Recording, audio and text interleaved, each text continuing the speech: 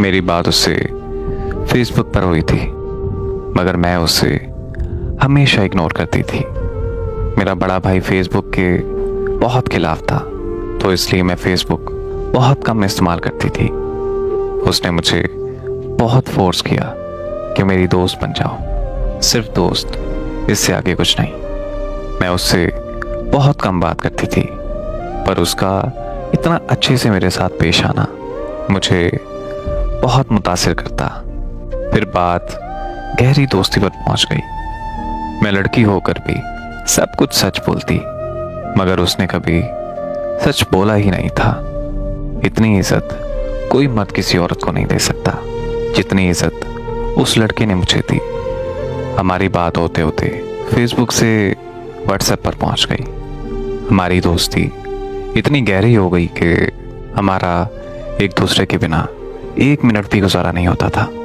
मेरी कज़न भी हमारे बारे में सब कुछ जानती थी। वो इंग्लैंड में रहता था, टाइम का वहाँ बहुत फ़र्क था। वो अपने बिस्तर से बाद में उठता था, पहले मुझे मैसेज करता था, फिर नाश्ता बनाते बनाते काम पे जाते हुए भी बात करना, क्योंकि काम के दौरान कॉल पर बात करना उसके लिए बहुत मुश्किल होता था। फिर रमज़ान आ गया। उसने मुझे कहना कि नमाज पढ़ा करो, रोज़ा रखा करो। मुझे तो काम की वजह से टाइम नहीं मिलता। मुझे उसकी ये बातें उसका दीवाना बना गई थी।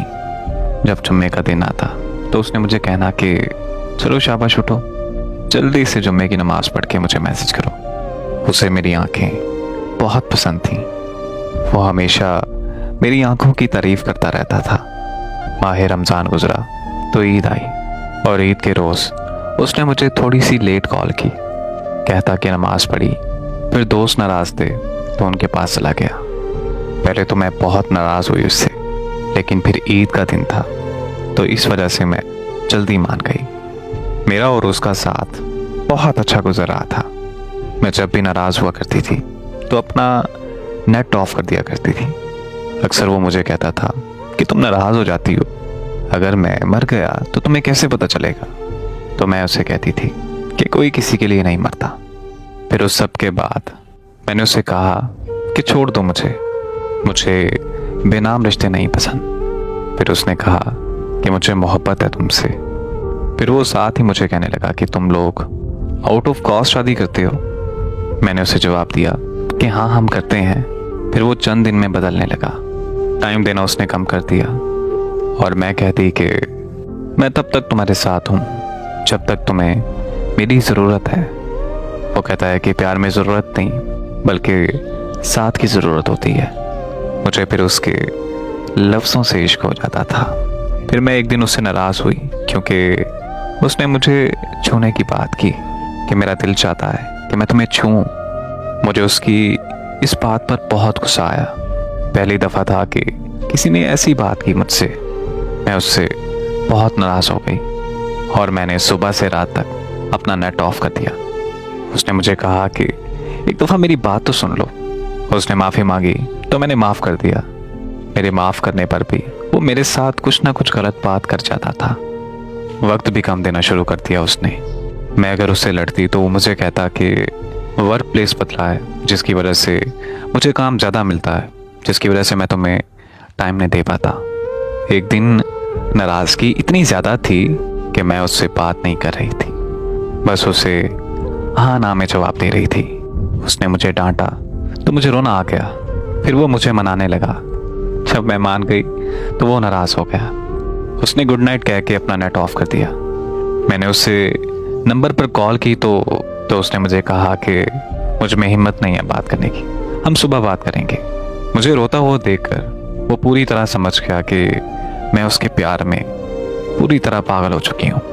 फिर उसने मुझे कहा कि मैंने घर बात की है, पर मेरे अब्बू मेरी कज़न का प्रपोज़ल एक्सेप्ट कर चुके हैं। मेरे रोने के बावजूद भी वो मुझे छोड़ गया और कहने लगा कि मैं सब कुछ छोड़ सकती हूँ, तो बताओ। मैंने इनकार कर दिया। फिर 4 दिन बाद मैंने उसे जवाब दिया कि हाँ, छोड़ दूँगी। उसने उसी वक्त घर से निकलने का कहा और उसने मेरे से एक सवाल किया कि हम घर वालों को दुख देकर खुश रह सकते हैं।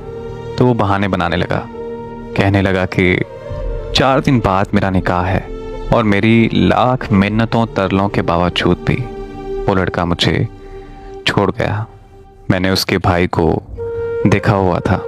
मैंने उसके साथ इंस्टा पर राब्ता किया। उसके भाई ने जो बताया वो बिल्कुल उसके बरअक्स था। जो वो मुझे बता रहा था कि मेरा 4 दिन बाद निकाह है, उसके भाई ने मुझे बताया कि ऐसी तो कोई बात घर में नहीं हुई और ना ही मेरे भाई का निकाह हो रहा है।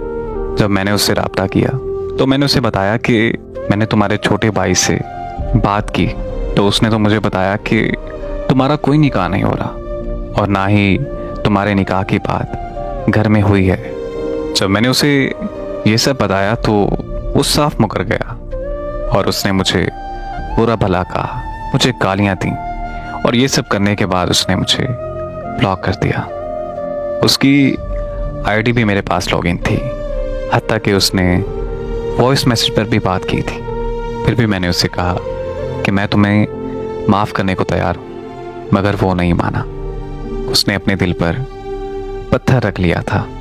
उसे मेरे रोने पर भी तरस नहीं आ रहा था। मैं उसके आगे रो रो कर भीख मांगती रही पर वो नहीं माना। मैंने उससे एक फेक आईडी बनाकर बात की और उससे सच उगलवाने के लिए मैंने सारी बात झूठ बोली। और फिर जब पूछा तो कहने लगा, अगर अब तुमने मेरे किसी भी रिश्तेदार से राब्ता किया तो मैं ये भूल जाऊंगा कि मेरा तुम्हारे साथ रिश्ता क्या था और तुम्हारी जितनी भी तस्वीर हैं वो सारी मैं फेसबुक पर अपलोड कर दूंगा। उसने गुस्से से बोला, क्यों मेरे रिश्तेदारों के सामने, मेरे जानने वालों के सामने मेरी सारी इज्जत खराब कर रही हो। हालांकि उसका वादा ये था, इस जहान तो क्या मैं अगले जहान भी हमेशा तुम्हारा रहूंगा। मगर उसे मेरी हालत पर बिल्कुल तरस नहीं आया। उसने दूसरी बार मुझे गालियां दी, मुझे बुरा भला कहा, मुझे बद किरदार कहा और ये सब कहने के बाद मुझे हर जगह से ब्लॉक कर दिया और यूं ही मुझे लावारिसों की तरह मरने के लिए छोड़ दिया।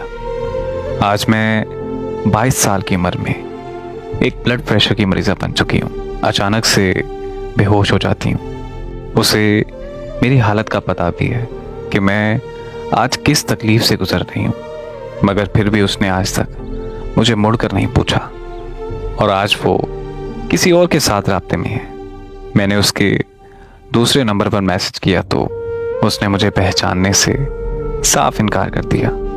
और तो और उसने अपने गांव का भी नाम सही नहीं बताया था।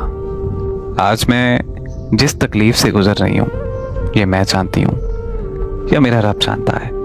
बस अब मैं इंतज़ार में हूँ कि मेरे अल्लाह ने मकाफ़ात अमल भी ऐसे ही लोगों के लिए बनाया है।